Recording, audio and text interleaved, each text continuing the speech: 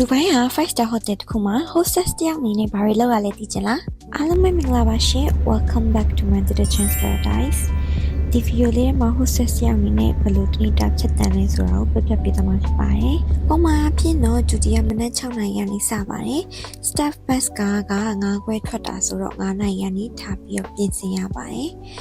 မနက်ပိုင်းဆိုတော့ကားမပိတ်တော့မိနစ်20လောက်နဲ့ရောက်ပါတယ်10မိနစ်နဲ့ဝတ်စားတွေပါလေ10မိနစ်ပိုင်းထုံပြင်ဆင်နေပေါ့နော် opening time ကတနာရီပဲရတော့အဲ့တနာရီအတွင်းမှာအကုန်လုံးပြီးအောင်ပြင်ဆင်ရတယ်ပေါ့နော်ဒါကတော့ chain ရဲ့ hostess taxi ပါ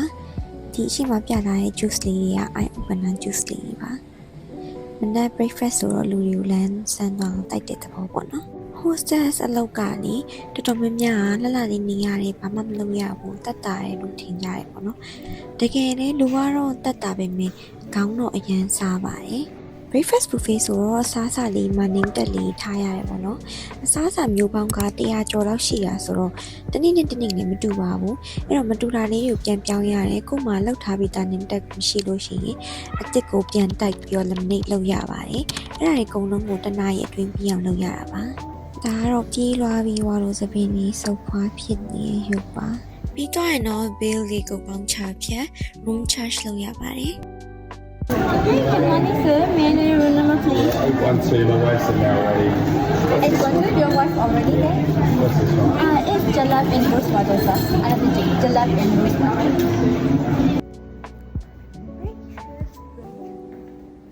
ပြီးရင်တော့ breakfast break မိနစ်30ရပါတယ် cafeteria မှာကျွေးရဟာတွေကလည်း buffet လိုပဲကိုကြိုက်တဲ့လောက်ယူလို့ရတယ်ပေါ့နော်ဒါပေမဲ့အင်္ဂလိပ်စားစာတွေများတာတကြောင်ကိုယ့်ရဲ့ပါစံနဲ့မှခိုက်တာတကြောင်ပေါ့နော်တိတ်တော့အများကြီးမစားဖြစ်ပါဘူးဒါကတော့ operation time ပြီးတော့လူလဲနှခမ်းနေလည်းမရှိတော့ဘူးပေါ့နော် operation time ပြီးသွားလို့2နာရီလောက်ကြာရင်တော့ lunch break ထည့်ရပါတယ်ဒါကတော့ cafeteria မှာကျွေးတဲ့ဟာလေးပါနောက်နေ့ cafeteria မှာဘာတွေကျွေးလဲသိချင်တက်ဗီဒီယိုလေးထပ်တင်ပေးပါမယ်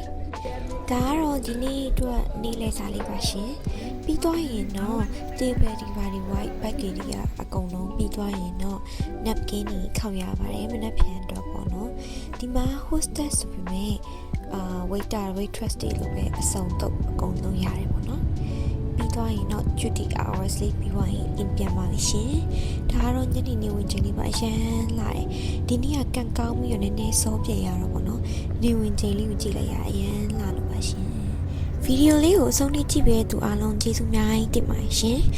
ဒူဘိုင်းနဲ့ပတ်သက်ပြီးဘယ်လိုလာခဲ့ရလဲအလုပ်ဘယ်လိုရခဲ့ရလဲပေါ့နော်အဲ့လိုမျိုးလေးသိချင်တာလေးရှိလို့ရှိရင်လည်း comment မှတ်ခဲ့ပေးလို့ရပါတယ်တက်နိုင်လောက်အားနဲ့ပြန်ဖြေပေးပါမယ်ရှင်ကျေးဇူးပါနောက်ဗီဒီယိုမှာပြန်တွေ့ကြမယ်